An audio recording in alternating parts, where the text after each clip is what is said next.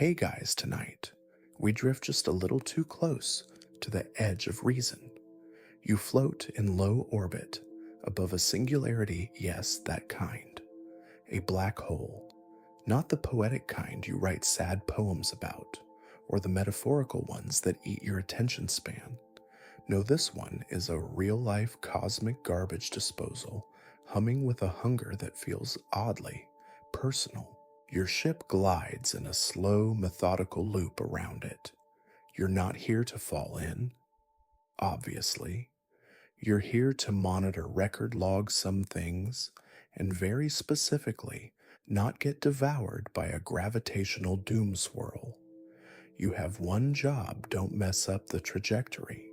The instruments are calm, the radiation shielding is holding. The black hole itself just hangs there, a distortion wrapped in silence, dark but not empty. A place where light goes to retire early and never file paperwork again. You've read the briefings, time doesn't work right in there. Gravity plays favorites, space gets bent like bad origami, but you're not in it, you're just near it. Close enough to name it something cute like Spaghetti Boy or the Big Slurp. Then the shape moves. It's subtle, you almost miss it. But you've been watching that edge for 12 hours straight, eating freeze-dried banana chips and sipping tea like a nervous Victorian ghost, and you know it wasn't moving before. Inside the event horizon, where nothing should be visible, ever something shifts. Just once, a ripple, like a soft exhale through a curtain. You blink hard. The telemetry doesn't update. No alarms go off. Your HUD says all normal, which is a lie, obviously. Normal doesn't twitch like that. Normal doesn't nudge the corner of your vision like it wants your attention. You float back in your chair, careful not to touch any unnecessary buttons. The harness creaks a little. Your spine complains in all the ways a human body wasn't designed to sit sideways in orbit. You glance at the tea. It's lukewarm. The mug, a dull silver one you etched your initials into during orientation, sits in its magnetized coaster on the console. The letters are still there. Your hands are still shaking. You take a sip. It's too sweet. You forgot to stir it. Again, you sigh. So before you get comfortable, take a moment to like the video and subscribe, but only if you genuinely enjoy what I do here. Let me know your location and local time in the comments. I love knowing where we're all drifting from. Now dim the lights, maybe turn on a fan for that soft background hum, and let's ease into tonight's journey together. The tea settles on your tongue like a bland apology. You exhale slow and shallow. There's nothing left to scan, no new alerts, no sudden gravitational hiccups, just you, the ship, the spiral, and that single twitching shape that moved and now doesn't. You don't press any panic buttons. You don't make a log entry. Not yet. You just stare at that impossible motion and pretend not to notice your sock floating past your face. It's the left one, again. You reach out and snag the sock mid-float like a sleepy ninja. It's become your accidental co-pilot. Ever since laundry day went sideways, literally, you've been chasing this one sock like it's on some kind of orbital sabbatical. You try tucking it into the utility netting on the wall. It floats out again 3 seconds later, as if the laws of physics now include must be mildly inconvenient. The tea mug bumps gently against your thigh. You'd strapped it there earlier with a bit of Velcro like a makeshift talisman.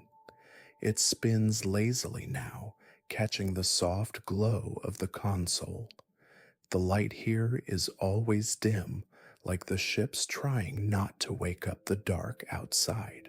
You hear the hum again, low, subtle, not from the engines they've been idle for hours, but from somewhere else. It doesn't have a source, or maybe it has too many sources.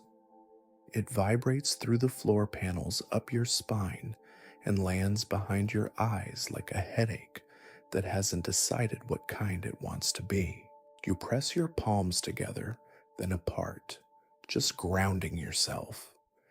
You remember a therapist once told you to notice 3 things you can see, 2 you can touch, 1 you can hear. Let's see. 1 the sock, 2 the photo of your cat taped to the oxygen gauge, 3 the blinking standby light that's been blinking since launch. Okay. 2 to touch the tea mug and the soft edge of the console pad under your palm, and 1 to hear the hum, always the hum. You roll your neck. It pops satisfyingly. You exhale through your nose, like you're disappointed in yourself, which you are slightly for bringing only 1 packet of lemon tea on a month-long solo mission. The black hole waits outside the viewport like an eye that refuses to blink. The movement you saw earlier hasn't returned, but now the humming feels in sync with your heartbeat, like it's copying you or teaching you a rhythm you didn't ask to learn. You float closer to the observation panel. Your elbow knocks into a nearby clipboard and sends it spiraling. You catch it one-handed. That felt cool. You're alone, but you give yourself a small nod of approval anyway. Gotta take the wins where you can. You stare out at the horizon of no return. The blackness is strange here, not just dark, but thick. It pulls at the edges of the stars like a toddler with a crayon. You're trained to describe anomalies, to log them in clinical terms, but nothing in your briefings prepared you for this, the sensation of being eyed, watched not with malice but curiosity. You feel your toes curl in your thermal socks, the left foot again cold despite the layers. You try not to assign meaning to that. You fail. You glance at the readouts again. No radiation spikes, no magnetic fluctuations, no hull damage, no anomalies, except the big obvious one right outside your window and the way it seems to breathe now when you're not looking. You squint. Did it? No, probably just eye fatigue. You blink rapidly and shake your head. The mug bumps your hip again. You tuck it in more firmly this time, whispering, "Stay as if it's a dog." It doesn't listen. They never do. You return to your seat, floating gently, letting inertia do most of the work. The seat accepts you like an old friend, stiff, a little judgmental, but dependable. You pull the harness over your chest. It clicks.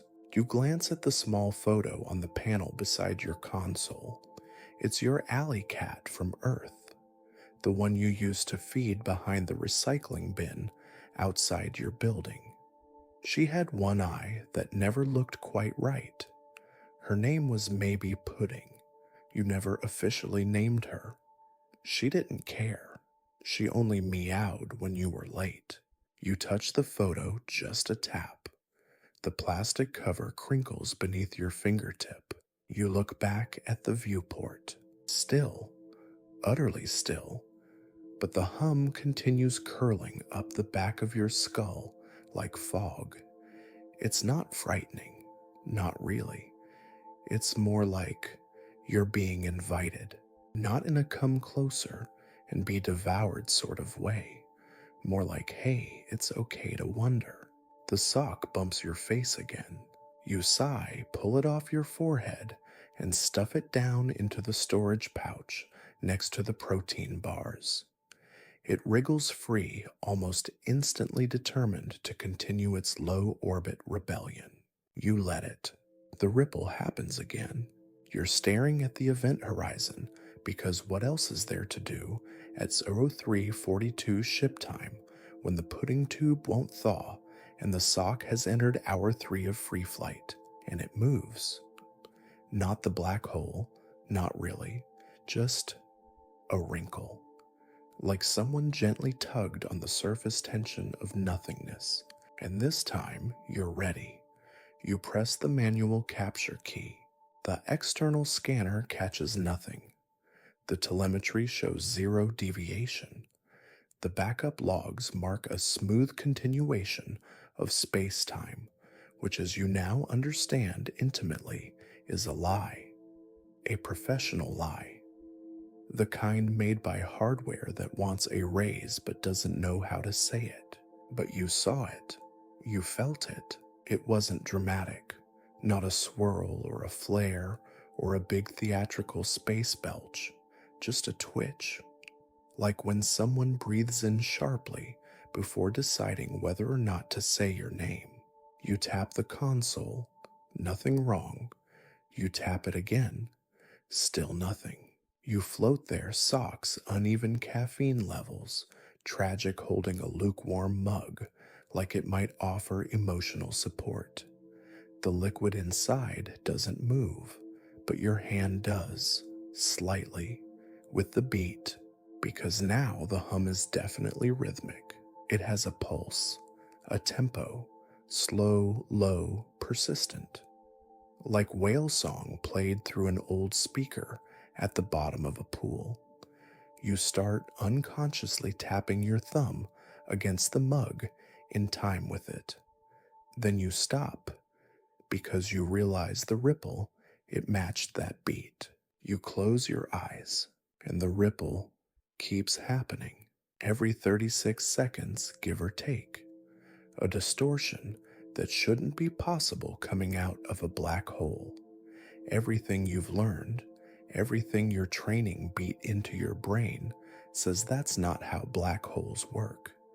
They're one-way tickets, cosmic shredders, not transmitters. You open your eyes again.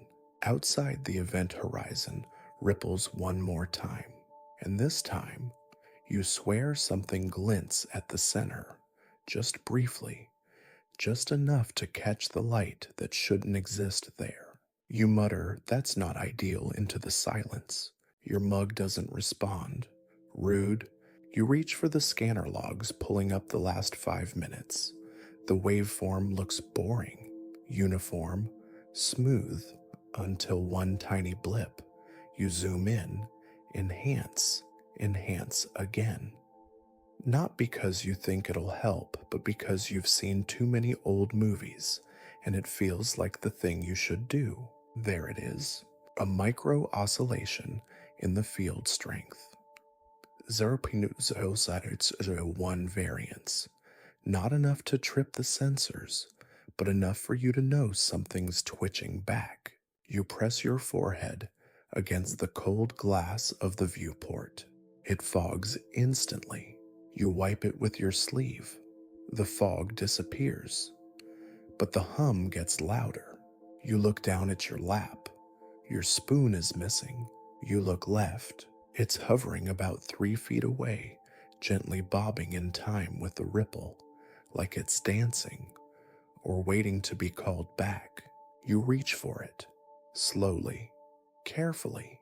Your hand brushes the handle, and for a split second, just a heartbeat, you swear it vibrates, not like from your hand, but on its own, as if it was humming too.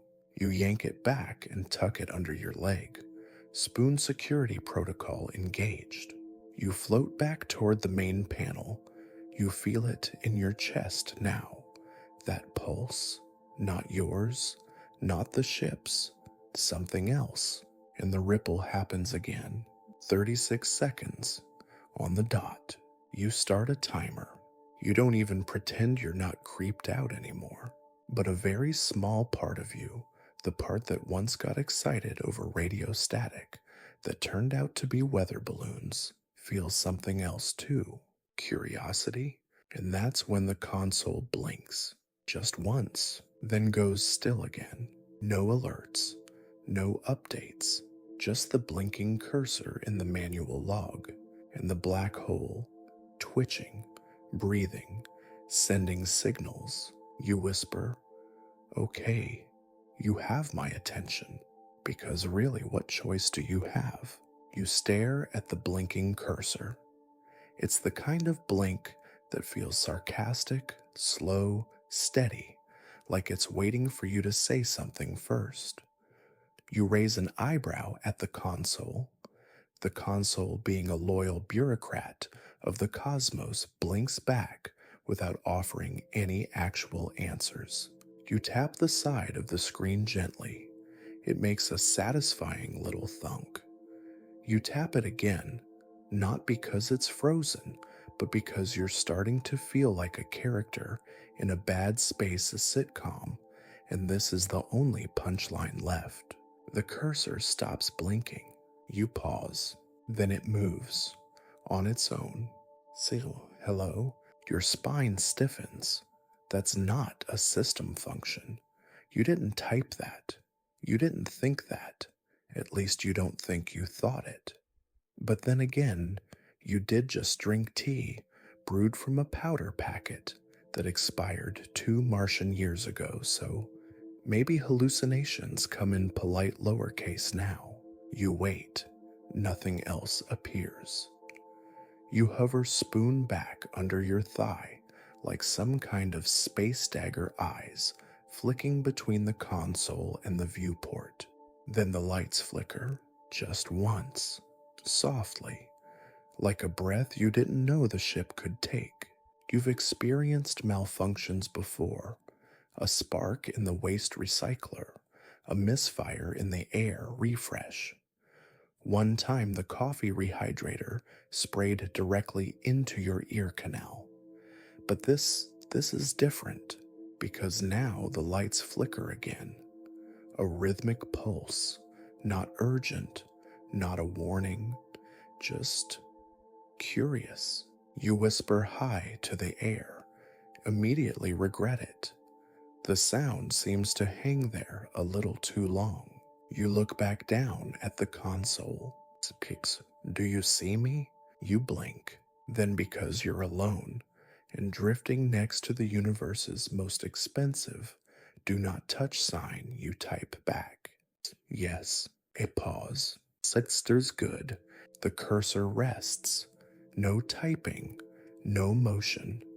Just a presence now subtle as the hum still curling around the hull. You try to remember the protocol for digital hallucinations brought on by proximity to impossible gravity wells. Spoiler, there isn't one. You check the external sensors, still nothing registering inside the event horizon. But the waveform analysis on your timer pinged again. 36 seconds. The ripple, the beat. You tap the panel beside you twice, not for effect, just because it feels right. 1, 2. The lights blink in response. 1, 2. You don't like this. You also don't hate it. You float gently out of the seat and toward the rear console where the manual override tools are stored. As you push off your sock brushes past you again lazily orbiting like it's enjoying the drama. Now's not the time, you mutter. It drifts off in the opposite direction, perhaps insulted. You open the panel. Inside, spare cable extra Velcro pads a wrench you've named Henry for no good reason, and one laminated checklist labeled absolutely do not engage if you value existence. You always thought it was a joke. Now you're not so sure. You close the panel gently. The console beeps. 6. Are you alone? You hesitate. Then type. Yes. Another pause. Then, so it's not for long, the console flickers, then shuts off. Not the ship, just the console. A soft fade as if politely excusing itself from the conversation. You drift backward, hands out, breath held. Behind you, the observation window hums. No, not the window, the space behind it. You turn, and that's when you see it. The faintest shimmer. Not light exactly, not reflection, just something pressed faintly against the inside of reality. A wrinkle, a presence. The black hole blinks. You don't mean to interpret it that way, but that's what your brain decides it looks like a single massive eye closing and reopening from the inside out. The ripple matches the pulse. The hum sharpens, narrows, softens again, and then stops. Silence. No pulse, no hum, just your breathing. Shallow, careful, and the blinking spoon still under your thigh, vibrating once gently, like a sigh through metal. You hold it tighter. You mutter, I really should have packed a second pair of socks, because frankly, you could use the backup right now. The silence is worse than the hum. You float there spoon gripped like a relic from a forgotten tea-based religion. The lights too steady, the black hole too quiet, and the console dead. Not dead like broken, dead like asleep, or pretending. Your eyes flick to the mug still strapped to your thigh. The condensation has returned just a little, enough to form a tiny fogged oval on the metal. That's normal, sort of. Except this time, the fog isn't beating randomly. It's shaping letters, slowly. Hi again. You blink, twice. You even rotate the mug in case you're reading upside down. You're not. The letters smear slightly but stay readable. You reach out, press your fingertip gently to the metal, and wipe the fog away. Gone. You wait. It reappears. Are you afraid? This time you laugh. It's quiet and short, and a little unhinged, the kind of laugh that says, I've run out of manuals. You answer it the only way that makes sense. You speak aloud. No, just disappointed you picked the mug. I preferred the console. No reply. You glance at the nearest drone port. Your only external bot, DR3, is docked dormant. Its status light blinks green. You briefly consider sending it toward the black hole again, but then you remember what happened to the last probe static glitch gone. And then something blinked back. You float toward the storage shelf near the food locker. There's a collection of things you don't really need, but refused to travel without. One rubber duck, one stress cube shaped like a planet, a photo from Earth you didn't realize you'd packed until yesterday, an alley cat with a glare that could rupture aluminum. You reach up and touch the corner of the photo. It crinkles slightly. Behind you, the mug fogs again. This time it says, don't turn around. You stop breathing. You don't move. You don't speak. Your skin suddenly feels like it's remembering every mistake you ever made in school. Slowly, so slowly, it could be mistaken for stillness. You let go of the photo and close your eyes. A long second passes. You open them again. You turn around anyway. There's nothing there. Just the black hole. Still, you drift backward and exhale the kind of breath that feels like it should come with end credits. You unstrap the mug, place it carefully on the Velcro mat by the console, and whisper, that's enough out of you. It doesn't fog again.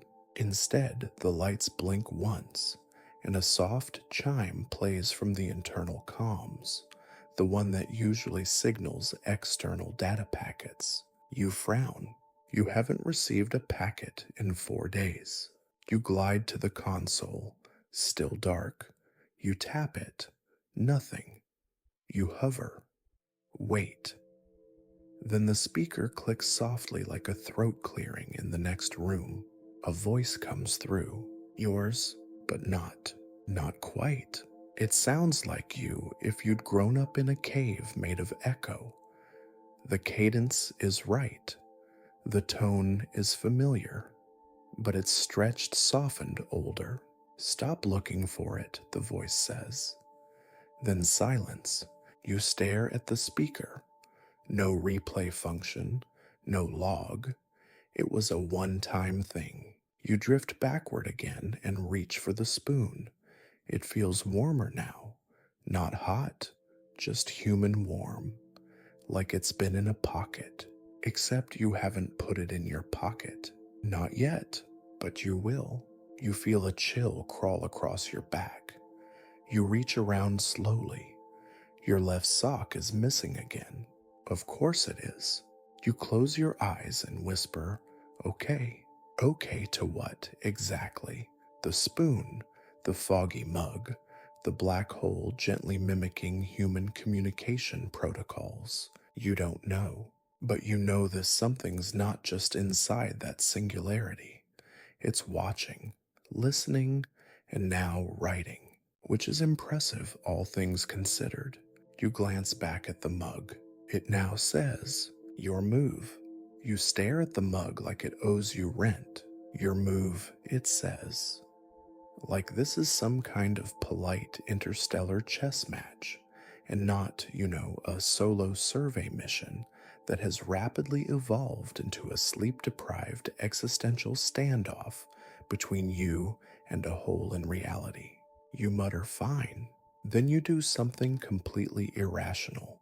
You reach into the emergency binder, the one with laminated procedures, fold-out troubleshooting diagrams, and a section hilariously labeled Spontaneous Eventualities, and you pull out a pen, a normal pen, because apparently even at the edge of a black hole, you believe in analog solutions. You float over to the storage cabinet, tear off a blank page from an old manifest log, and carefully write, who are you? Then you tape it to the mug. You place the mug carefully back on the Velcro pad, give it a long, teacherly look, and wait. Nothing. 5 seconds. 10. You adjust your sock again, not because it's slipping, but because it makes you feel like you're still in charge of something. Then without warning, the ship's printer whirs to life. You didn't even know it had paper. It whirs and clatters and grinds for a solid 30 seconds, and then with the enthusiasm of a bureaucrat rediscovering their stapler, it spits out a single sheet. You float over and pull it free. It says, I'm what you left behind. You don't like that. You also don't understand it, which somehow makes it worse. You read it again, upside down. Still the same. The letters are typed in the system default font, but the line spacing is off slightly, uneven, like someone typed it slowly. You glance at the mug. It's blank now. The fog's gone. You tap the printer again. Nothing. Silent. You check the console. Still off. The hum hasn't returned, but now you're noticing something new. A pressure. Not physical, not even exactly emotional, just there. Like a presence leaning forward in its seat, elbows on knees, chin in hands, watching to see what you'll do next. You speak aloud again. Okay, you win. Let's play. You grab a second sheet of paper and write. What did I leave? You feed it into the printer tray. Nothing happens. Of course. You sigh.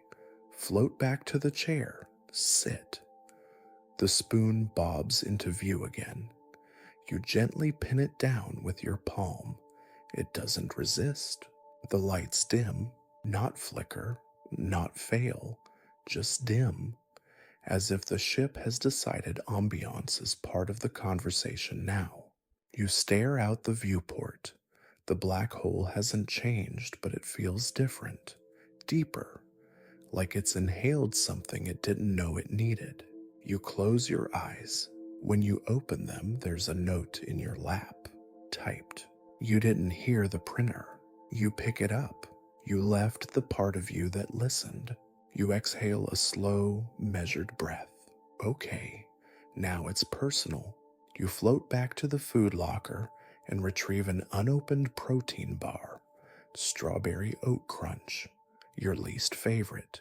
You bite off the corner and chew like a detective who knows they're being watched. The taste is fine, but you can't stop thinking about the phrase. The part of you that listened, not heard, listened. You float gently, let yourself turn a little in place. Let the artificial gravity give up on making you feel grounded. And then, on the far wall, next to the maintenance panel, you see something impossible. A folded piece of paper. It's yellowed, soft, taped shut with a single strip of adhesive, not ship-issue tape, the cheap kind you used back on Earth, the kind that loses its stick after a humid afternoon. You pull it off the wall carefully. It's already addressed. To me from me tomorrow. You hesitate. You open it. The handwriting is yours. The ink is slightly smudged, as if written in a rush or in low gravity. It says, "Stop ignoring it. You know what you felt. Trust the beat. It's not just a pattern, it's memory. You're not just seeing the black hole, you're remembering it." You float there, letter in hand, the spoon beneath your fingers, humming again ever so slightly. And for the first time since this all began, you wonder, what if the black hole isn't just pulling you in? What if it's sending something back? You float backwards, still holding the letter. It crinkles softly in your grip, like old leaves or the back of your neck during a surprise Zoom call. You read it again. Trust the beat. It's not just a pattern, it's memory.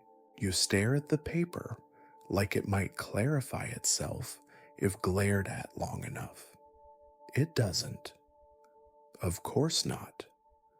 Nothing clarifies itself in a ship orbiting an ancient cosmic no-pole, especially when your only conversational partner is a mug that types. You glance at the timer. 36 seconds. Ping. You feel it before you hear it. The hum is back, except this time, it's not just in your bones, it's in your laundry. You turn slowly toward the far end of the cabin where you hung your laundry net across the access panel weeks ago, more for routine than necessity. Socks, a jumpsuit, one towel that's taken on the scent of long-forgotten space meals. And it's moving, not flapping, not shifting with cabin draft. It's undulating, slowly, gently, as if underwater, as if breathing. You drift closer, cautious, one foot hooked into a rung on the wall just in case. Because when your jumpsuit starts doing interpretive dance, you maintain an exit strategy. You reach out. The towel lifts itself, not dramatically, just enough to say, "Hello.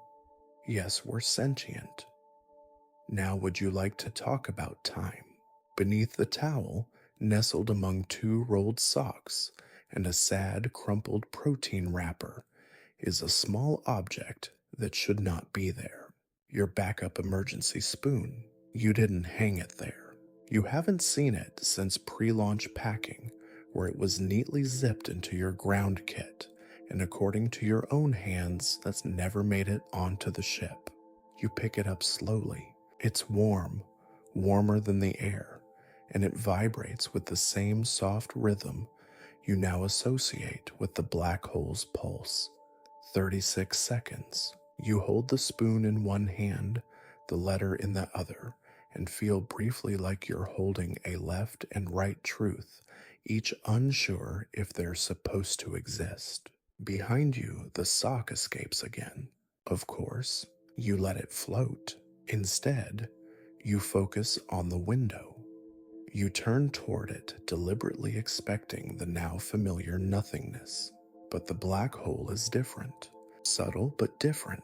The edges are pulsing in slight concentric rings, each one slow, methodical, like sonar from something deep and ancient, tapping the hull of a metaphor. And it's beautiful, not because it sparkles, not because it glows, but because for a single moment it feels like it's remembering you. Not seeing, remembering. You drift toward the viewport, slowly, the second spoon still clutched a warm question mark in your fingers. You tap the glass, a stupid habit, always has been, but you do it anyway, and the ripple answers. 36 seconds, almost playful. You don't speak, you don't move, you just listen. And now the rhythm feels clearer. Not just heartbeat, not just pulse. It's musical, in a way that doesn't make sound, but makes sense, like it's tapping out a pattern your nervous system forgot to decode. You murmur laundry's haunted and laugh quietly. It's the kind of laugh you only share with yourself and old stars. Then you remember the message. You're not just seeing the black hole, you're remembering it. You turn the spoon over in your hand. Etched into the underside something new. You squint. 4 small letters. Echo. You frown. You run your thumb over the engraving. Not deep. Fresh. You haven't seen that word anywhere in your logs, your briefings, your systems, but your gut knows it. Your chest tightens. Not fear, not quite. More like anticipation. You look up. The black hole pulses once, softly. The mug begins fogging again. You cross the cabin and crouch beside it. One word appears. Listen. The second spoon begins to hum louder, a low, pleasant buzz. You lift it gently, hold it beside your ear. Nothing. At first, then a tone, a tiny vibration that slips behind thought and settles in memory. You hear yourself, not a voice, not words, just your own silence mirrored back at you.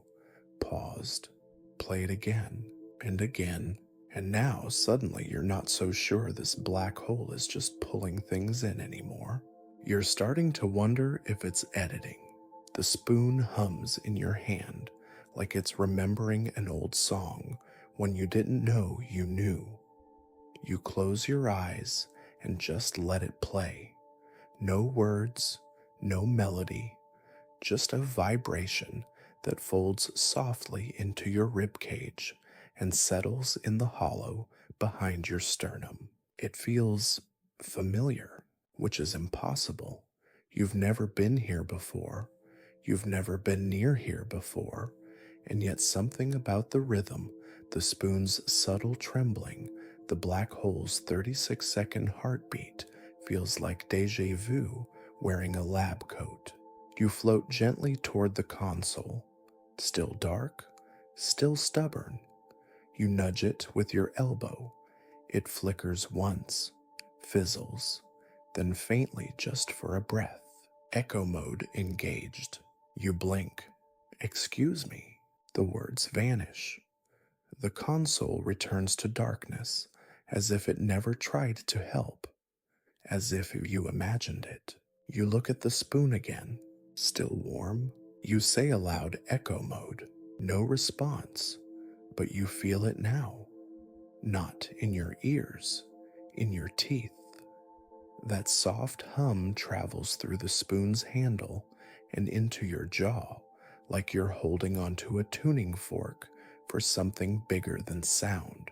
You drift across the cabin, The sock brushes past again, now moving with the rhythm as if caught in a tide you can't see. You decide not to fight it. Let the sock have its fun. You reach for the observation panel again. The black hole looks unchanged, but you can feel it. The air isn't colder. The pressure hasn't shifted, but the cabin feels occupied, not crowded, just accompanied. Your suit's diagnostics begin scrolling on their own. Auto run, they never do that. The log window opens. Memory stream detected. Source external field distortion. Translation pending. You say translation of what? The screen answers, self. You look at the spoon, the mug, the laundry net, the note that said tomorrow, and you realize something. The black hole isn't sending a signal. It's reflecting one. It's a loop, a mirror, but not for light, not for mass. It reflects time, or more specifically, your own moments. You float backwards, spoon still in hand. Your foot knocks the floating stress ball planet. It gently bounces off a wall panel, spins once and settles. The hum matches its motion. You murmur, okay, let's try it. You lift the spoon like a microphone and say clearly, what are you showing me? Silence. Then from the printer again without noise or cue, a single page spits out. You catch it midair. It's a diagram of your ship, but different. The layout's rotated. The cabin's larger. There's a second chair, a second mug, and scrawled in the margin in your handwriting again. This was one version, not the worst one. Don't let it end the same. You stare at it. This isn't time travel.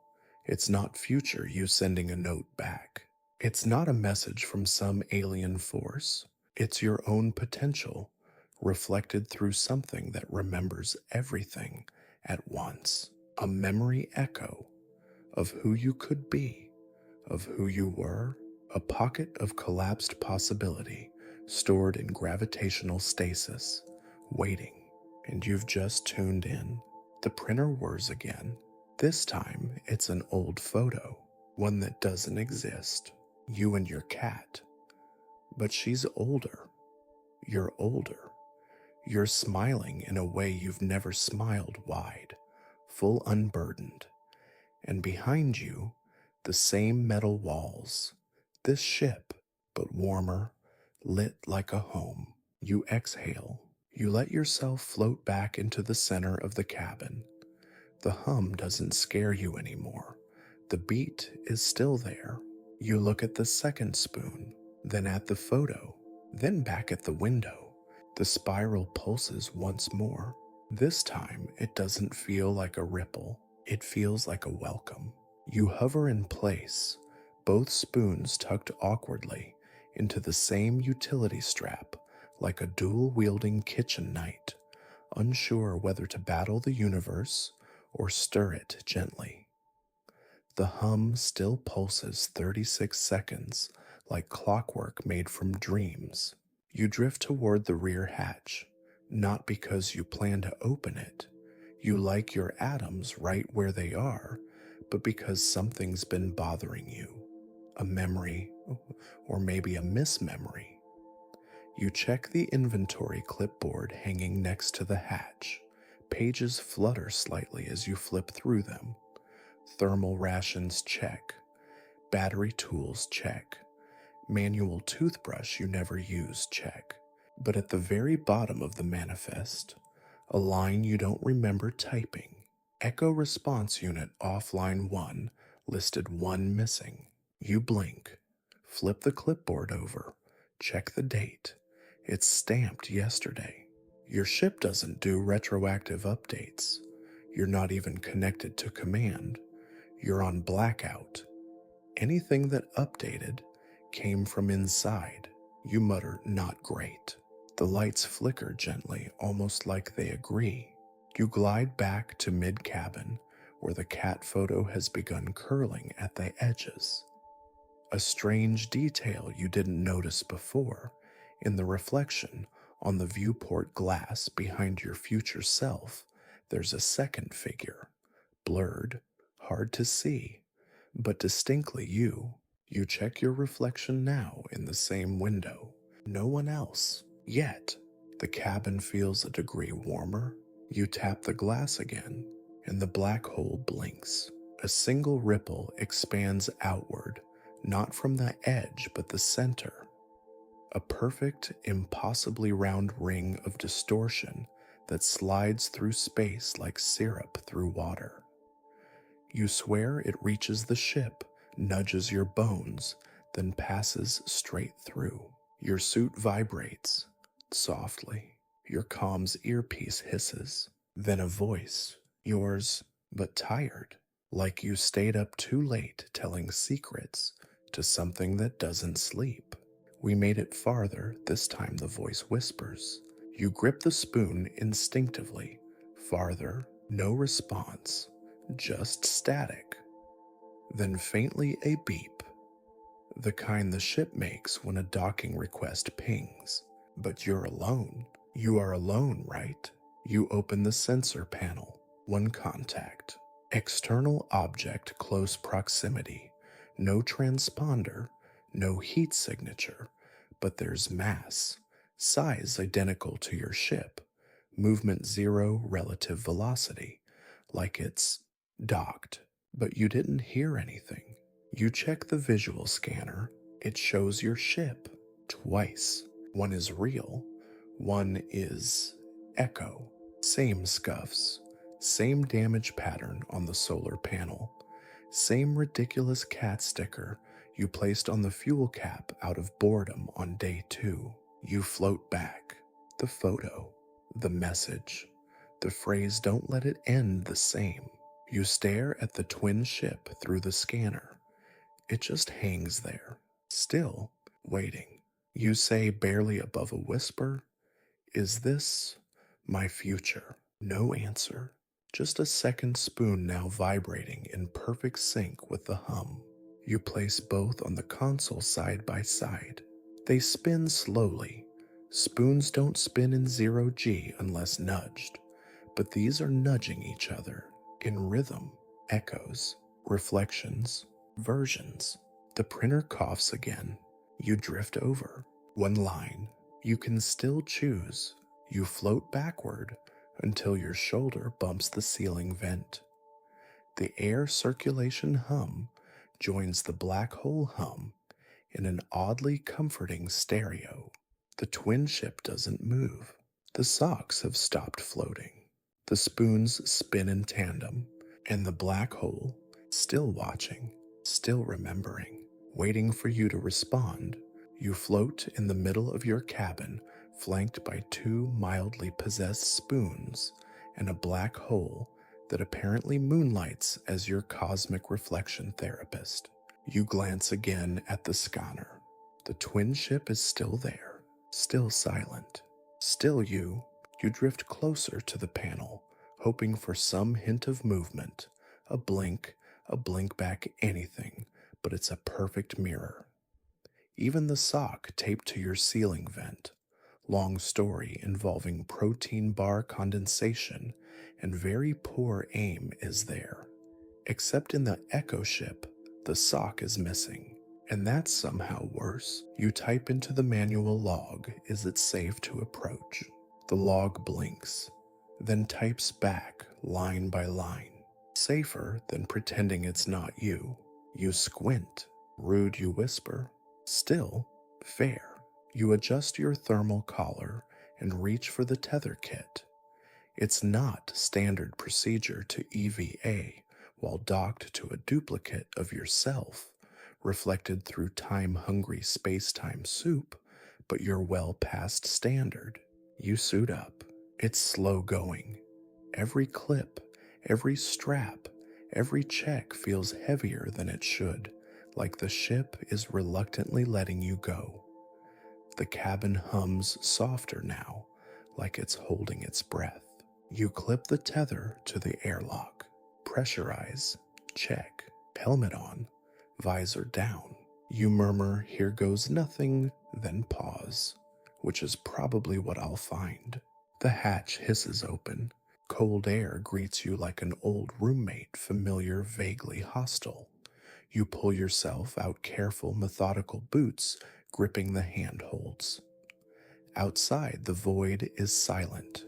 Stars blink indifferently. Jupiter hangs in the distance like a burned-out flashlight bulb. Then you see it, the Echo ship, identical in every visible way, right down to the tiny smear of instant coffee you accidentally left beside the comms panel on day 4. You float toward it slowly, the tether unreeling behind you, heartbeat syncing with the black hole's distant pulse. 36 seconds. Ping. The exterior hatch is open, not gaping, not inviting, just ajar. Like someone stepped out for air and forgot to lock it behind them. You peer inside. Darkness, but not empty. You reach in, one gloved hand careful not to touch anything. Then 2. You pull yourself through the threshold and stop. It's the same ship, but still, everything's in the exact place it should be. And yet, off. The socks are folded. The spoons are missing. The cat photo is gone. In its place, a single post-it note, yellow stuck dead center on the console. You chose silence last time. You stare at it, then look around. The air feels thick. You unlatch your helmet, stupid as that sounds. You breathe in. It smells like lemon tea. You haven't brewed any since Tuesday. Then a sound behind you. A knock 3 times. Polite, soft, like a memory trying to get your attention. You turn. No one, just the empty hatch and the view of your own ship floating gently beside this one, like twin thoughts that never quite reached a conclusion. You whisper, "I'm listening now," and suddenly the hum stops, replaced by something stranger. A second hum, layered, higher, harmonized. Your chest tightens, not in fear, in understanding. The spoons weren't just vibrating for fun. The sock wasn't escaping just for comedy. The ship, the Echo, was showing you what it feels like to remember something across timelines. And now you've stepped into it, a loop that isn't just watching you. It needs you. You walk slowly to the viewport. The black hole is larger from here, closer, but less threatening. Like it's relaxed because you've finally crossed the hallway between your thoughts. And now it waits, because there's one more door to open, and it's not out there. It's inside. You stand or float, really, but with intent, at the center of your Echo ship, listening to silence that's doing its best impersonation of speech. The higher hum continues, not urgent, not hostile, just steady, like a hand offered, not grabbed. The post-it still sits on the console. You chose silence last time. You read it again, slower this time, like the letters might rearrange if you look at them long enough. They don't, but something in your chest rearranges anyway. You scan the room. Everything looks the same, but nothing feels the same. Your boots tap gently against the floor plating. There's no gravity in here, but somehow your movements land. Each one has weight, like memory has been turned on, and now the ship remembers you walking through it. It anticipates you. You reach for the storage shelf, open it. Inside, a folded towel, a sealed ration pack, a paper-wrapped object tied with twine. You frown. You don't remember bringing twine. You unwrap it slowly, carefully. It's a spoon, a third one, no engraving, But when you touch it, the hum stops completely. You float utterly still. The silence doesn't feel empty now. It feels ready. Then, without prompting, the console lights up. A simple message: room unlocked. You glance toward the aft corridor. A door that doesn't exist on your ship now slides open like it was always part of the plan. You hesitate, just for a second, then push yourself forward, hand over hand along the rails. The hum doesn't return, but your pulse replaces it loud in your ears, matching the 36-second cycle that's followed you like a soft drum beat since the first ripple blinked. Inside the room, it's dark, not pitch black, just dim like an attic you haven't visited in years. Dustless, airless, waiting. You cross the threshold. The door shuts behind you. You're not afraid. You're too curious to be afraid. The room is small, bare. One chair, one terminal, one window. And on the terminal, your face. Not live, not a reflection. A still frame. You looking older, maybe wiser, maybe just tired in a more elegant way. The terminal blinks. This is where you paused. You drift closer. The screen plays. A recording. You alone, talking softly into the void. If someone's seeing this, it means the loop hasn't closed yet. You're in the echo ship.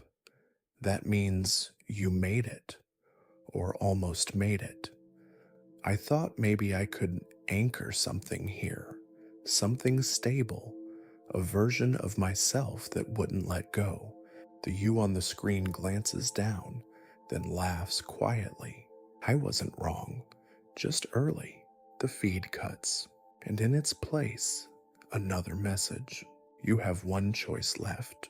You whisper, "What choice?" The room answers, not with a voice, but with a slow expansion of light beyond the window. A shape in the black hole distinct now, no longer rippling, but unfolding like petals from a flower made of memory and gravity. It's not monstrous. It's not even strange. It's familiar. It's you, silhouetted. A presence formed from every version of yourself the singularity has ever recorded, every path unwalked, every silence kept. Staring back, waiting. You say nothing. You just breathe. And in that moment, the 36-second rhythm breaks. The hum vanishes, and the terminal types one last message. This time, don't close the door. You drift backward toward the hatch. The chair behind you shifts slightly, like someone else just stood up. You don't turn around. You already know it's you. You float backward spine, brushing the edge of the doorway as you exit the unlocked room. The ship doesn't resist you. It almost feels like it's helping, pushing gently with each breath of air, each subtle thermal draft, like you're being guided out the way you came. Behind you, the chair creaks softly, still warm, still waiting. You glance once over your shoulder. No one there, of course, just the shape of a choice you haven't made yet. The corridor feels narrower now, or maybe you feel wider, fuller, like something invisible and important just took root under your ribs. The echo ship is still silent, still your shape, still echoing a possibility you can't quite name. You reach the airlock. The tether floats like a lazy umbilical cord, humming with static that's more memory than energy. You clip it to your suit, grip the handle, and hesitate, just long enough to wonder if you stay in the echo ship, what happens? But the message was clear. This time, don't close the door. And staying here inside the past, inside the memory, would be closing it. So you pull yourself out back into the void. The real ship, your ship is still exactly where you left it. unblinking, crooked, honest. You love it more than you did an hour ago, or maybe 36 seconds ago. Time is doing whatever time wants to now, and frankly, you're not in the mood to argue. You reach the hatch, slide inside, pressurize. The hiss sounds different, like an exhale that waited too long. You remove your helmet, breathe, still lemon tea. Of course, you unstrap float into the main cabin and stop because the mug, the original one, is fogged again. Just a few letters, still here. You smile, not a full smile, just the kind that fits comfortably under tired eyes. You drift toward the console, still off, but now you don't need it because something else is blinking. The photo, the one of your alley cat. The corner where it's taped has curled just enough to reveal a second image behind it. You peel it back. It's you at the window, holding two spoons. Behind you a spiral, but not the black hole. Not anymore. It's wider, softer, like something finished folding. You look out your own window. It's changed. The black hole, if that's still what it is, no longer pulses like before. The 36-second beat is gone. In its place is stillness, but not silence. You hear your breath, the faint whir of systems, the slow, predictable rhythm of the ship keeping you alive.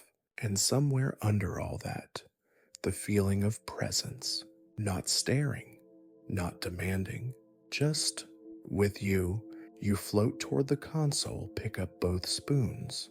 They don't hum, but when you bring them together, their handles click a perfect tiny fit. One never made sense without the other. You exhale. You feel something shift in your mind, like a room you haven't visited in years, unlocking. You don't know what's in there. Not yet. But the doors open now, and that's enough. You float back to your chair, strap in, look at the black hole. It doesn't move, but it also doesn't feel like it has to anymore. You whisper, "I'm listening," and the ship hums back, not with mystery, not with fear, but with the quiet steadiness of something finally understood. You stay strapped into your chair arms, resting on the armrests, like you're captaining a ghost ship through the most meaningful moment of your life. No alarms, no radiation spikes, no more messages scrawled in fog or paper or time. Just you, the spoons, the quiet. The cabin lights dim slightly, probably automatically, but it feels intentional, like the ship is matching your breathing, sinking to a gentler pace now that things aren't trying to talk to you through cutlery. You look again at the two spoons, still neatly fit together. They rest across your lap like a puzzle finally solved. Not tools, not weapons, just markers, placeholders for the versions of you that collided gently inside something no one was supposed to return from. Your eye catches a flicker. The console lights up. No fanfare, no shimmer, just a soft, standard boot-up cycle. The same sequence you've seen 100 times, but now it feels like a heartbeat, returning after a long pause. You lean forward. Welcome back. Autolog restored. Mission continuity resumed. Didn't know we paused, you murmur. The log updates in slow bursts, like someone waking up from a nap and trying to remember how to blink. The last entry before everything went strange reads, "Object observed near singularity. Shape undefined. Behavior reflective. Response none." You add a new note. Object reclassified responsive. Behavior echo-based. Response emotional memory loop. You don't bother explaining spoons. Let the future interns wonder. You float up, unbuckle, and stretch a full body shake in 0G that sends your socks drifting once again. One slips under the console, the other catches an updraft and bounces lightly off the photo taped near the gauge. This time, you don't chase them.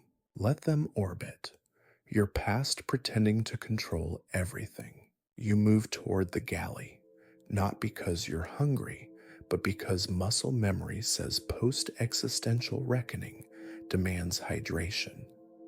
You pull a pouch of lemon tea from the dispenser, hook it into the rehydrator, and press start. The rehydrator pauses, then restarts itself. The temperature reads a few degrees higher than usual. You squint. Did you upgrade yourself? The machine doesn't respond, but the tea tastes better. A small win. You'll take it. You float to the viewport mug and hand sip gently. The black hole still looms, but now it feels like part of the scenery, not because it's less mysterious, but because mystery has softened into intimacy. It's no longer a threat or a question. It's a chapter, and you're the footnote. You raise the mug toward the window like a toast. To the version of me that stayed, thanks for keeping the chair warm. The black hole does not blink, but it doesn't need to. You feel it in your chest acknowledgement. Behind you, the printer activates one final time. You glide over and catch the page before it fully drops. It's blank. You turn it over, still blank. But at the bottom right corner, a handwritten scrawl fades in. You left space. We filled it. You smile. Fold the paper in half. Place it between the two spoons. You check your systems. Orbit stable. Fuel reserve within margins. Drift rate nominal. You're still out here. Still alone. And yet less so. You set the mug down gently. Float back to your chair. Pull your sock from under the console just for symmetry. Then sit and wait. Not for a message. Not for a ripple. Just for the next breath. Time drips forward like syrup in microgravity, slow, inevitable, and oddly calming. You're still strapped in, still sipping tea, still watching the black hole, but everything feels different now, as if the ship has exhaled along with you, as if all the doors that used to be metaphorical are now technically open. No more messages. No more flickering mugs or vibrating spoons, just quiet. You glance at the sensor logs. Nothing's changed since your last scan. The singularity remains unreadable as always, infinite, compressed, uninterested in your instruments. But now you know better. Now you know it saw you, and more than that, it remembered you. You unstrap and drift lazily toward the rear console. The Echo ship is still there, visible on one external camera, floating like a paper lantern beside your own. You zoom in on its hull, still intact, still silent, still matching your ship line for line, but it's dimmer now, fading. You adjust the contrast, thinking maybe your optics are off, but no, it's genuinely dimming, like a memory slipping away after you finally make peace with it. Okay, you whisper. You can go, and it does, slowly. The Echo ship begins to drift, not with engines, not with propulsion, just an effortless, silent retreat into the curve of space-time that it came from. The ship doesn't vanish, not exactly. It just stops being here. The camera feed cuts to static. You don't panic. You don't recheck the feed. You just accept it, because that's what echoes do. They fade when you stop yelling into the dark. You take a slow, deliberate breath and float back toward the middle of the cabin. The spoons are still on the console, crossed, like they've found rest in each other's shape. You leave them there. The printer is off now. No whirs, no notes. You glance at the window. The black hole pulses once, not with menace, not with hunger, just a small acknowledgement, like the last blink of a conversation that's run its course. You finish the tea. It's cooler now, but it still tastes good, familiar. You reach for the old sock still orbiting the overhead fan, catch it mid-tumble, and stuff it into the storage net without ceremony. Finally, a win. The light over the comms panel flickers. You float toward it, press a button. A recorded message from Earth Command stutters through the static. You'd forgotten they still send updates every 5 days, even if most of them are just maintenance logs and mission encouragements. Solar flare activity increasing. Continue logging radiation intervals. Keep systems stable. We'll check in next cycle. You nod even though they can't hear you. I've got it, you say to no one in particular. The console chirps. Status all systems normal. You smile at that.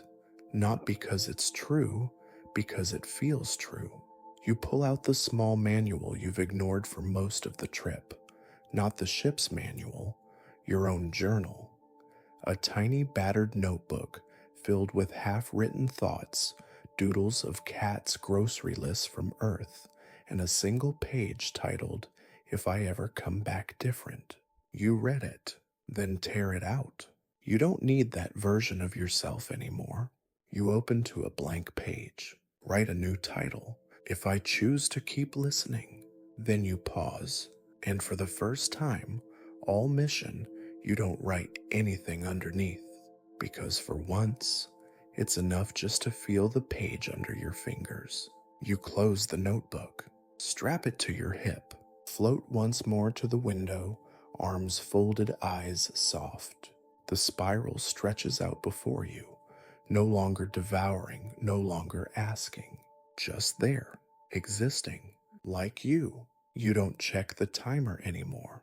Whatever governed those 36-second pulses has eased into stillness. No countdown, no signal, just a quiet that feels less like an absence and more like a well-earned nap. You drift in slow arcs across the cabin, now hands trailing gently along the walls, not out of necessity but comfort. The ship's hum, its real hum, is back, the honest mechanical one.